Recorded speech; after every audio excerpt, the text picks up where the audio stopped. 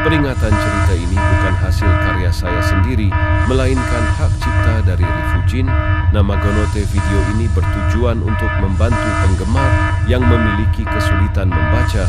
Mohon bantuannya dengan cara klik tombol subscribe dan nyalakan lonceng Anda agar tidak ketinggalan ceritanya. Prolog. Saya adalah seorang pria berusia 34 tahun tanpa pekerjaan dan tempat tinggal tetap. Meskipun saya memiliki sisi baik saya merasa berada dalam situasi yang sulit. Saya tidak memiliki daya tarik fisik yang mencolok, dan saya merasa menyesal atas banyak hal dalam hidup saya. Saya baru saja menjadi tunawisma selama sekitar 3 jam. Sebelumnya, saya adalah orang yang klasik, stereotip, dan tidak berusaha untuk meraih banyak dalam hidup saya. Namun, segalanya berubah secara tiba-tiba ketika orang tua saya meninggal. Karena saya cenderung tertutup, jelas saya tidak menghadiri pemakaman mereka atau pertemuan keluarga setelahnya. Itu adalah alasan yang cukup ketika mereka menendang saya keluar rumah. Karena itu, situasi memburuk ketika saya diusir dari rumah karena perilaku kurang ajar saya. Saya adalah tipe pria yang menggedor dinding dan lantai untuk menarik perhatian orang tanpa meninggalkan kamar saya. Pada hari pemakaman, saya berada di tengah jalan menuju kamar saya ketika saudara laki-laki dan perempuan saya memasuki dengan pakaian berkabung mereka, mengirimkan secara resmi surat penolakan mereka terhadap saya. Ketika saya mengabaikan mereka, adik laki-laki saya merusak komputer saya, sesuatu yang saya hargai lebih dari diri saya sendiri, dengan sebuah tongkat kayu. Sementara itu, kakak laki-laki saya, yang memiliki sabuk hitam karate, menyerang saya dengan marah. Saya hanya membiarkan semuanya terjadi, menangis tanpa henti, berharap itu akan menjadi akhir dari semua penderitaan. Akhirnya, saudara-saudara, saya memaksa saya keluar dari rumah hanya dengan pakaian yang saya punyai di punggung. Saya tidak punya pilihan selain berjalan-jalan di sekitar kota, merasa nyeri yang tak tertahankan di sisi saya. Rasanya seolah-olah tulang rusuk saya patah. Kata-kata tajam yang mereka ucapkan saat saya pergi akan terus menghantui saya sepanjang hidup. Itu sangat menyakitkan dan menghancurkan hati saya. Apa yang telah saya lakukan salah? Yang saya lakukan hanyalah melewatkan pemakaman orang tua kami, sehingga saya bisa memasukkannya ke dalam film porno loli tanpa sensor. Jadi, apa yang harus saya lakukan sekarang? Saya tahu jawabannya. Mencari pekerjaan paruh waktu atau penuh waktu, mencari tempat tinggal, dan membeli makanan. Pertanyaannya adalah, bagaimana caranya? Saya bahkan tidak tahu bagaimana mulai mencari pekerjaan. Baiklah, saya tahu dasar-dasarnya. Tempat pertama yang harus saya periksa adalah agen tenaga kerja, kecuali saya benar telah menutup diri selama lebih dari 10 tahun, jadi saya tidak tahu di mana salah satu dari mereka. Juga, saya ingat mendengar bahwa agensi-agensi tersebut hanya menangani perkenalan pada peluang kerja. Anda kemudian harus membawa resume Anda ke tempat dengan pekerjaan yang ditawarkan dan duduk untuk wawancara. Dan disinilah saya mengenakan pakaian yang terlumur oleh campuran keringat, kotoran, dan bahkan darah saya sendiri. Saya sadar bahwa saya tidak berada dalam kondisi yang layak untuk sebuah wawancara pekerjaan. Tidak ada yang akan mau mempekerjakan seseorang yang tampil seperti saya. Walaupun saya mungkin bisa membuat kesan yang baik, tetapi saya merasa sulit untuk mendapatkan pekerjaan. Selain itu, saya bahkan tidak tahu di mana saya bisa mendapatkan kertas resume. Apakah di toko alat tulis atau di toko serba ada? Ada sebuah toko serba, ada dalam jarak berjalan kaki dari tempat saya tinggal. Tetapi sayangnya, saya tidak memiliki cukup uang untuk membelinya. Tetapi, bagaimana jika saya bisa mengatasi semua masalah ini? Dengan sedikit keberuntungan, mungkin saya bisa meminjam uang dari perusahaan peminjaman atau sumber lainnya, sehingga saya bisa membeli pakaian baru, termasuk baju yang layak untuk wawancara, serta membeli kertas resume dan perlengkapan tulis yang diperlukan untuk menulisnya. Tetapi, bagaimana jika saya bisa mengatasi semua masalah ini? Dengan sedikit keberuntungan, mungkin saya bisa meminjam uang dari perusahaan peminjaman atau sumber lainnya, sehingga saya bisa membeli pakaian baru, termasuk baju yang layak untuk wawancara, serta membeli kertas resume dan perlengkapan tulis yang diperlukan untuk menulisnya. Kemudian, Saya teringat, Anda tidak akan bisa mengisi resume jika Anda bahkan tidak memiliki alamat atau tempat tinggal yang stabil. Pikiran ini membuat saya semakin terpuruk. Saya akhirnya menyadari bahwa meskipun sudah sejauh ini, hidup saya benar-benar hancur. Hujan mulai turun dengan deras. Keluhku. Musim panas telah berakhir, digantikan oleh dinginnya musim gugur. Sweater usang yang sudah saya kenakan bertahun-tahun kini basah, kuyup oleh hujan yang dingin, tanpa ampun merampas panas tubuh saya yang berharga. Kalau saja aku bisa kembali dan merubah segalanya, gumamku, kata-kata itu terlontar dari bibirku dengan penuh penyesalan. Saya tidak selalu menjadi seseorang yang dianggap rendah oleh manusia. Saya lahir dalam sebuah keluarga yang berkecukupan, menjadi anak keempat dari 5 bersaudara dengan 2 kakak laki-laki, seorang kakak perempuan, dan seorang adik laki-laki.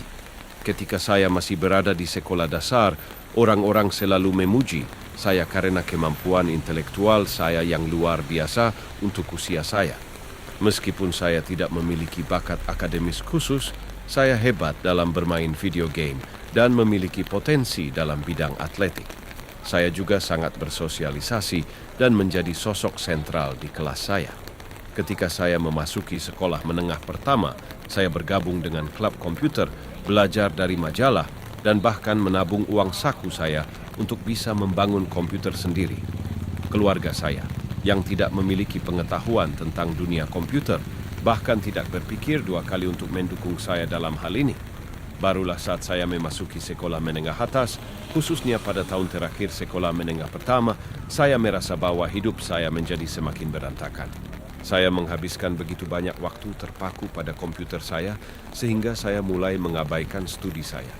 Jika saya merenung lebih dalam, mungkin inilah yang menjadi akar masalah semuanya. Saat itu, saya tidak berpikir bahwa belajar adalah hal yang penting untuk menciptakan masa depan yang sukses. Saya merasa bahwa itu tidak berguna. Akibatnya, saya akhirnya mendaftar di sekolah yang secara umum dianggap sebagai sekolah menengah terburuk di prefektur, di mana anak-anak yang kurang tertarik pada pendidikan bersekolah.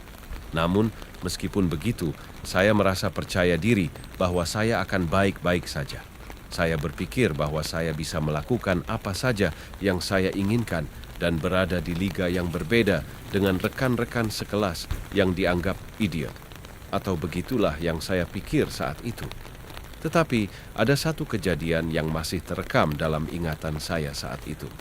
Saya sedang mengantri untuk membeli makan siang di toko sekolah ketika seseorang tiba-tiba memotong antrian di depan saya. Dengan prinsip moral yang saya pegang teguh, saya menyuarakan ketidaksetujuan saya, mengangkat wajah saya dengan sikap serius dan tanpa canda, penuh kesadaran diri.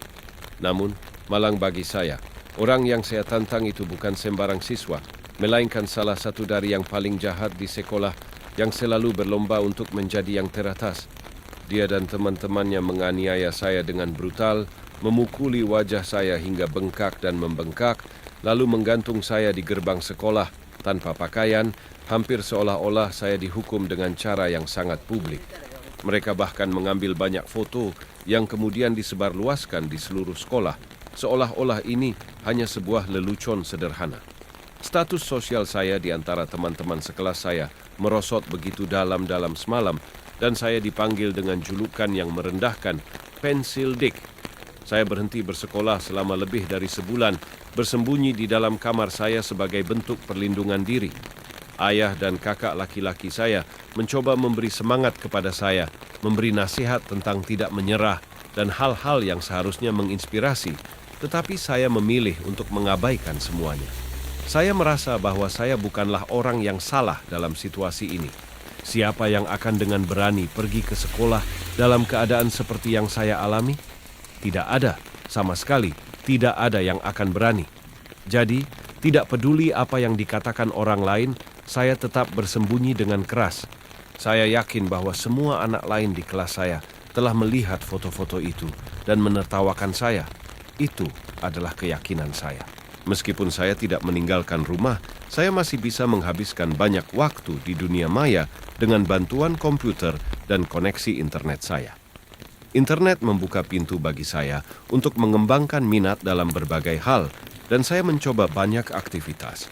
Saya membangun model kit plastik, mencoba melukis patung, dan bahkan memulai blog pribadi saya. Ibu saya mendukung saya dengan memberi uang sebanyak yang saya bisa membujuknya, hampir seperti dia ingin saya sukses dalam semua ini.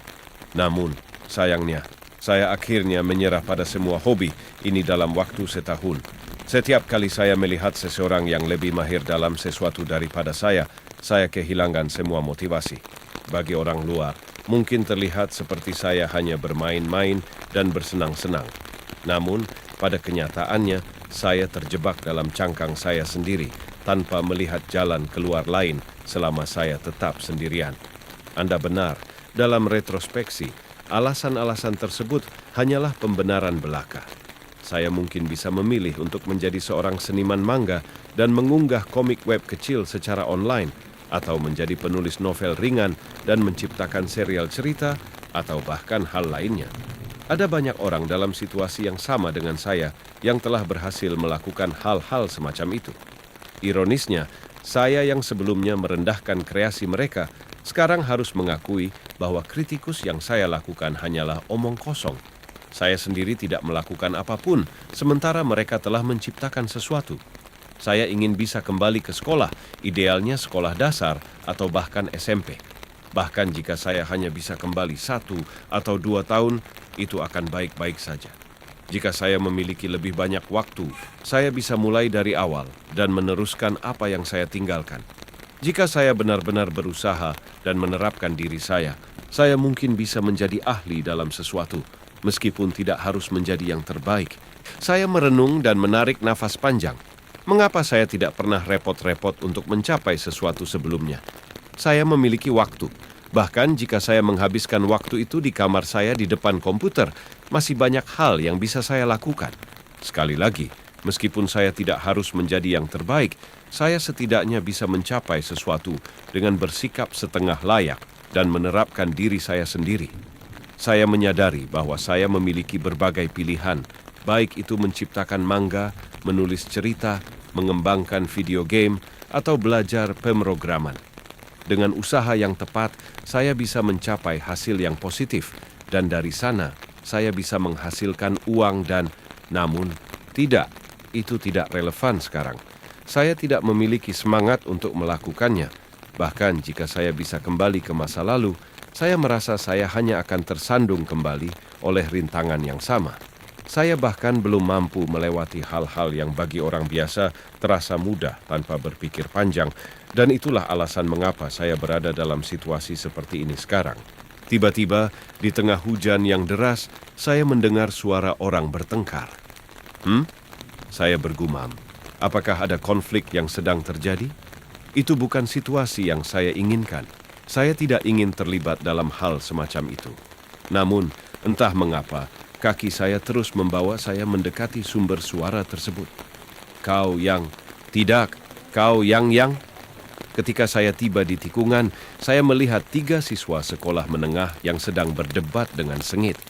Ada 2 anak laki-laki dan seorang perempuan, semuanya mengenakan jaket sume eri yang langka dan setelan pelaut. Adegan tersebut hampir mirip medan perang dengan salah satu anak laki-laki yang sangat tinggi sedang berhadapan dengan gadis itu dalam pertengkaran lisan. Anak laki-laki lainnya telah mencoba untuk menyela di antara mereka dalam upaya untuk menenangkan situasi, tetapi permohonannya tampaknya diabaikan sepenuhnya. Saya bisa merasakan bagaimana pemandangan itu membawa kembali kenangan lama. Ketika saya masih di SMP, saya punya seorang teman masa kecil yang sungguh lucu. Ketika saya mengatakan dia lucu, berarti dia adalah salah satu yang paling lucu di kelas, mungkin yang keempat atau kelima. Dia selalu memotong rambutnya sangat pendek karena dia menjadi anggota tim lari. Setiap kali dia berjalan melewati orang-orang di jalan, paling tidak 2 atau 3 orang akan berbalik untuk melihatnya lagi. Ada juga sebuah anime yang saya gemari saat itu, dan saya pikir tim pelari dengan rambut pendeknya itu sangat menggemaskan. Kami tinggal di dekat satu sama lain, jadi kami berada dalam satu kelas sejak sekolah dasar hingga sekolah menengah pertama. Kami sering pulang bersama saat di SMP, dan kami memiliki banyak kesempatan untuk berbicara. Namun, pada akhirnya banyak perdebatan yang terjadi di antara kami. Saya melakukan beberapa hal yang saya sesali. Sampai saat ini, ketika saya mendengar kata SMP, teman masa kecil, dan tim lari, saya bisa langsung teringat pada dia. Jika saya berpikir lebih dalam, saya pernah mendengar rumor bahwa dia menikah sekitar 7 tahun yang lalu. Dan ketika saya mengatakan rumor, saya sebenarnya hanya mendengar saudara saya berbicara tentang hal itu di ruang tamu. Tampaknya kami tidak memiliki hubungan yang buruk. Kami sudah saling mengenal sejak kecil, jadi kami bisa berbicara satu sama lain dengan terbuka. Saya tidak yakin apakah dia pernah menyukai saya, tetapi saya merasa bahwa jika saya belajar lebih keras dan berhasil masuk ke sekolah menengah yang sama dengannya, atau jika saya bergabung dengan tim lari dan kami bisa saling mengenal, mungkin itu akan menjadi tanda yang positif. Kemudian, jika saya berani mengungkapkan perasaan saya kepadanya, mungkin kami bisa mulai berkencan. Namun, dalam skenario yang berbeda, kami juga bisa saja sering bertengkar seperti ketiga anak di sini. Atau, jika semuanya berjalan lancar, kami bisa berhubungan dan melakukan hal-hal nakal di ruang kelas yang ditinggalkan setelah sekolah. Ini mungkin terdengar seperti plot dari beberapa permainan simulasi kencan dewasa yang harus saya mainkan. Dan kemudian, saya memperhatikan sesuatu yang mengerikan. Sebuah truk melaju dengan cepat menuju kelompok 3 siswa yang sedang bertengkar. Pengemudi truk itu terpuruk, tertidur di belakang kemudi, tanpa menyadari apa yang terjadi di depannya. Anak-anak itu belum menyadari bahaya yang mengancam mereka. "Ah, hei, lihat, awas!" Saya berteriak, atau setidaknya mencoba. Saya baru saja menggunakan suara keras untuk pertama kalinya dalam lebih dari 1 dekade. Dan pita suara saya yang sudah lemah semakin tegang karena rasa sakit di tulang rusuk dan kedinginan hujan. Yang bisa saya hasilkan hanyalah suara gemetar yang tenggelam dalam hiruk-pikuk hujan. Saya tahu saya harus melakukan sesuatu untuk membantu mereka, tetapi pada saat yang sama, saya tidak tahu apa yang harus dilakukan. Saya menyadari bahwa jika saya tidak bertindak, saya akan merasa sangat menyesal 5 menit kemudian. Melihat 3 remaja terlindas oleh truk yang melaju dengan kecepatan tinggi, itu adalah sesuatu yang akan selamanya saya sesali. Saya tahu saya harus menyelamatkan mereka, walaupun kemungkinan besar saya akan berakhir sebagai korban di pinggir jalan. Namun, saya berpikir bahwa jika tidak ada pilihan lain, setidaknya saya akan memiliki sedikit penghiburan. Saya tidak ingin menghabiskan saat-saat terakhir saya dalam penyesalan. Dengan setengah berlari dan terhuyung-huyung, saya berusaha mencapai mereka. 10 tahun atau lebih tanpa aktivitas fisik membuat kaki saya lambat untuk merespons. Untuk pertama kalinya dalam hidup saya berharap bahwa saya telah berolahraga lebih banyak. Tulang rusuk yang patah memancarkan rasa sakit yang hebat, hampir menghentikan saya. Saya bahkan berharap bahwa saya memiliki lebih banyak kalsium dalam tubuh saya. Meskipun demikian, saya terus berlari.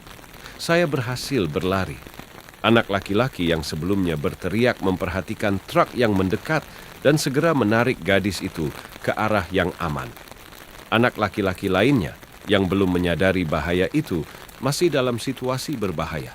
Saya mencengkeram kerah anak laki-laki tersebut dan dengan sekuat tenaga menariknya ke belakang saya, menjauhkannya dari jalur kendaraan. Sekarang hanya tinggal 2 orang lagi yang harus diselamatkan. Pada saat itu, saya melihat truk itu mendekat dengan sangat cepat dan saya hanya bisa berusaha menarik anak pertama yang sudah dalam bahaya. Tapi sayangnya, tubuh saya berpindah tempat dengan anak itu, membawa saya sendiri ke dalam bahaya. Ini tidak dapat dihindari dan tidak ada hubungannya dengan fakta bahwa berat badan saya lebih dari 100 kg. Dalam kecepatan penuh, saya hanya bisa sedikit menghindar. Sesaat sebelum truk itu menyentuh saya, sebuah cahaya muncul di belakang saya. Apakah saya akan melihat hidup saya berkedip di depan mata saya seperti yang sering dikatakan orang? Itu hanya berlangsung sebentar, jadi saya tidak tahu pasti. Semuanya terasa sangat cepat. Mungkin itulah yang terjadi ketika hidup Anda merasa hampa dan setengah mati. Saya ditabrak oleh truk dengan lebih dari 50 kali berat badan saya dan terlempar ke dinding beton. Udara terdorong keluar dari paru-paru saya yang masih berusaha mencari oksigen setelah kehabisan. Saya tidak bisa berbicara. tetapi saya belum mati. Lemak berlebih dalam tubuh saya mungkin telah menyelamatkan saya. Namun, truk itu masih bergerak. Itu menjepit saya ke beton, menghancurkan saya seperti tomat, dan akhirnya saya meninggal.